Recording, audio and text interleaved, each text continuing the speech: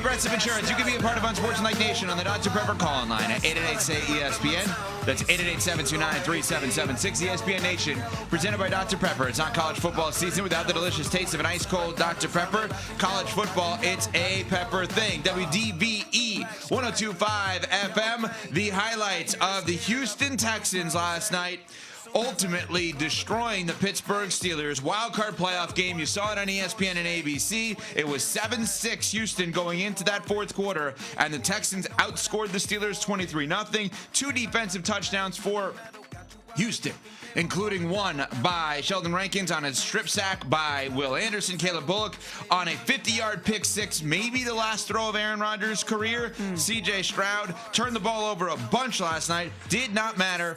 Rodgers, 17 of 33, 146, and a pick. And the Houston Texans advance to face the New England Patriots Sunday, 3 p.m. Eastern on ESPN and ABC. And the Steelers, for the 7th straight time, one and done in the postseason. Hello, Michelle Smallman. Chris Canty is going to be here after 8 a.m. Eastern time. I am Evan Cohen. Good morning, Smalls. Good morning, Evan. I know it's not a good morning for you as a huge Mike Tomlin supporter. As you mentioned, 7 playoff exits in a row. 6, I believe, first-round exits for Mike Tomlin. And I know Aaron Rodgers and the players were advocating for him last night, but the fans certainly were not. You heard them chanting "Fire Tomlin" at the end of the game. And even though Mike Tomlin is an incredible coach, a Super Bowl champion, and someone who's had a tremendous amount of success in this league, I imagine over the next couple of days we're going to be contemplating what his future is in Pittsburgh. No question. It's starting today. Let's just give the hat tip here to the Houston Texans for this win last night. DeMeco Ryans has won a playoff game in each of his first 3 seasons. Same thing here with CJ Stroud. Were they good on offense? No, not at all. Embarrassingly bad at times on offense, but it does not matter. That is a Super Bowl caliber defense, obviously, going into New England next week. We're going to have all week to discuss the Texans, but your initial take watching them last night, Smalls, can that team make a run to the Super Bowl, or is the offense too much of a concern for you? I definitely think that the Texans can make a run to the Super Bowl. Not to throw out the old cliche, but I'm going to do it. Defense wins championships. And it didn't matter what CJ Stroud and the offense did last night. That defense was so punishing, so smothering towards Aaron Rodgers. And if they can continue that throughout the playoffs, which I don't know why they wouldn't, I absolutely think that the offense can do enough to make the Houston Texans advance. Evan, Aaron Rodgers last night had an awful performance for him in the playoffs in his career. 14.3 total QBR. That's his worst mark in 22 career playoff starts. Only the second time that an Aaron Rodgers-led team was held to under 20 points in a playoff game. He didn't lead his team into the end zone. They absolutely were relentless towards him last night. And it's not just Aaron Rodgers that they have done this to. They did it to Josh Allen. They did it to Patrick Mahomes. All 3 of those quarterbacks they have forced into multi-turnover games. So I absolutely believe in this defense, and I think the defense can carry the Texans through. Yeah, and short field as well at times for Rodgers, and still nothing in terms of offensive output. So that Texans team is phenomenal. They say all the right things afterwards.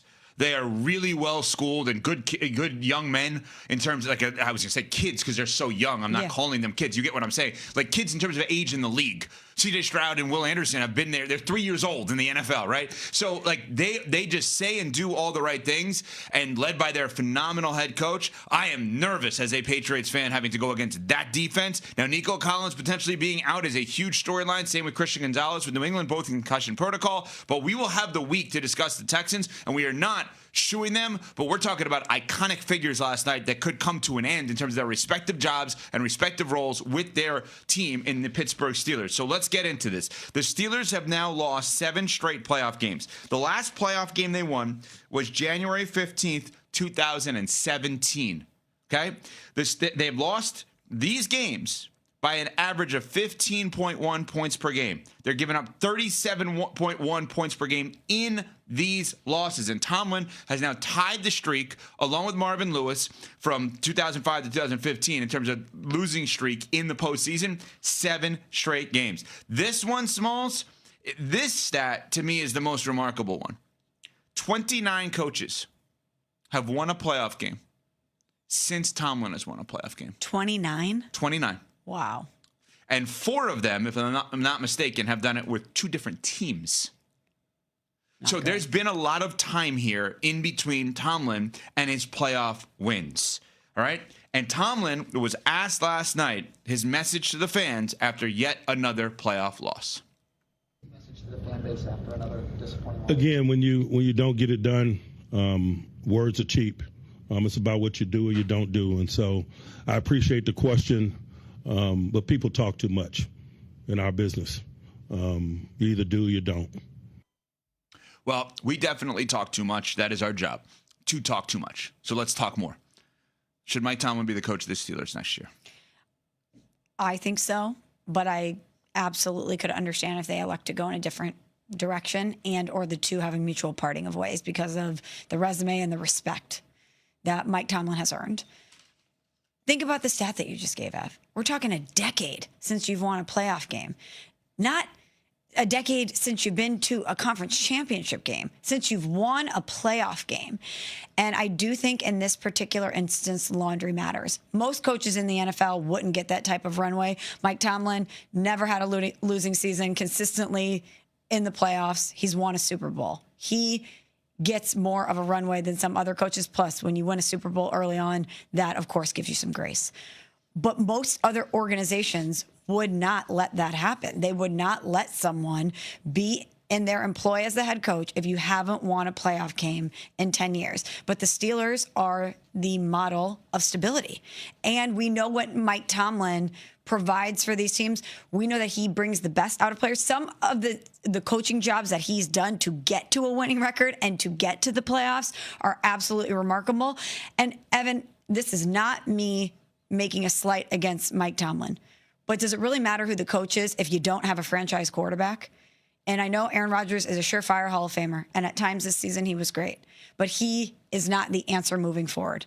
And so to me, it's less about should Mike Tomlin come back and more about what are they going to do to stabilize the quarterback position in Pittsburgh. Okay, so you said the thing about the Steelers here, which is interesting, that other organizations would not stand for 7 straight one-and-done playoff appearances, right? Now, obviously, there's a Super Bowl appearance or Super Bowl win, previously. So do you believe the Pittsburgh Steelers are loyal or the Pittsburgh Steelers are complacent? I would say more loyal because I certainly don't think complacency is a word that I would put on that particular organization. But it reminds me so much of where I'm from with the St. Louis Cardinals. When you are an historic crown jewel franchise in your respective sport and you have generations of success, something like this is not good enough. You need to be competing for and winning Super Bowls. Mike Tomlin himself said it last night that this is a results-based business and the results have not been there. Now, do I think that he is someone who can win another Super Bowl with the Steelers? Absolutely. He's done it before. We've seen him have incredible coaching jobs. But I understand the fans' ire. I understand their frustration. They want to be relevant. They want to compete and they want to win. And now 7 years in a row, they're out again. I've been thinking about this a ton as to whether or not Mike Tomlin should be back next year. And it goes multiple ways, right? It goes, does he want to be back? Is this an attractive situation for him moving forward without an obvious franchise quarterback? Is the stability something that he values over anything else? Like, I don't understand why people aren't running to Cam Ward. Maybe Cam Ward is not as good as I thought he was, but Cam Ward is this year's Caleb Williams, where Ben Johnson was running towards him. If Mike Tomlin is not interested in coaching the Steelers, that would be the spot maybe for him. But I've been thinking about this a lot, and I've realized something. If Mike Tomlin is back next year with the Pittsburgh Steelers, which I'm hoping he is because I love Mike Tomlin is best at making something out of nothing, right? There is maybe nobody better in the NFL than Mike Tomlin. Yeah. And Mike Tomlin, as I've been saying for a long time, is too great to be bad enough to win a Super Bowl again. And what I mean by that is he always has you 10-7. Yeah. You're never bad enough to get the franchise quarterback, and thus you're never good enough to win the Super Bowl. And the Pittsburgh Steelers will never bottom out. That's just not who they are. But if Mike Tomlin's greatest strength, in addition to building the culture and the X's and O's, is just making something out of nothing. Not making everything out of nothing, making something out of nothing. I don't think retroactively the Pittsburgh Steelers have actually leaned into giving him nothing. They give him a little, and he's part of this, they give him a little of a bunch of things. Give him nothing. tear it all down and let him coach through it. He's going to be great coaching through it. Trade TJ Watt, Cam Hayward. Do not sign a veteran quarterback. Will Howard plus a draft pick. That's your quarterback position. Literally give him nothing next year, because what he's going to do with 1 million draft picks, and hopefully for their sake they could actually draft well, he's actually the perfect coach to coach the rebuild. If you really think about it, is anyone suggesting that Mike Tomlin should go to the Packers if they get rid of Matt LaFleur? Is anyone suggesting that Mike Tomlin, theoretically, he's not going to go to the Ravens, but should go to the Ravens? Is he a put over the top guy? Should he go to the Bills if they were to get rid of Sean McDermott?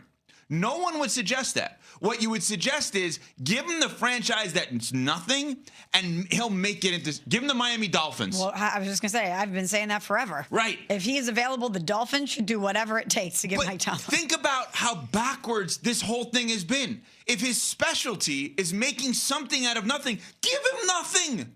He will be great with nothing, and then let him make it into something, because you're giving him nothing anyway, but you're giving him fake versions of it. Aaron Rodgers, Russell Wilson, Justin Fields. No, give him Will Howard, their backup third-string quarterback out of Ohio State. What if he's good? Give him Drew Aller in the second round or third round out of Penn State. Give him literally nothing. Give him 2 additional second rounders for TJ Watt, or a first and a second.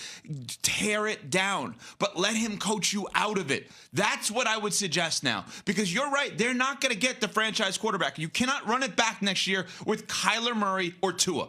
Because that's convention, but that's what they do. I know, but no more of that. No more of that. No more of that. They tried that experiment. What's insanity? It's doing the same thing over and over and over again and expecting a different result. They cannot do that again. That's right. So if Mike Tomlin is amazing at making chicken salad out of chicken stuff, give him the stuff. Don't give him the Hall of Famer on the way down anymore. Don't give him the retread. Don't give him the failed first-round pick. Give him nothing. Actually tear it down. That's his specialty. Because I could sit here and say, if I were Mike Tomlin and I didn't want to go back to Pittsburgh, or if I wanted a $20 million TV job, why not go to Cam Ward in Tennessee, where you finally get that #1 overall pick at the quarterback position, and you never had to be bad to do it? But I don't know that that's his specialty. So that was a great suggestion, Ev. And I like where your head's at. We're trying to think of something different. Okay, how can we reboot this if we're Pittsburgh? How can we yield a different result? Based on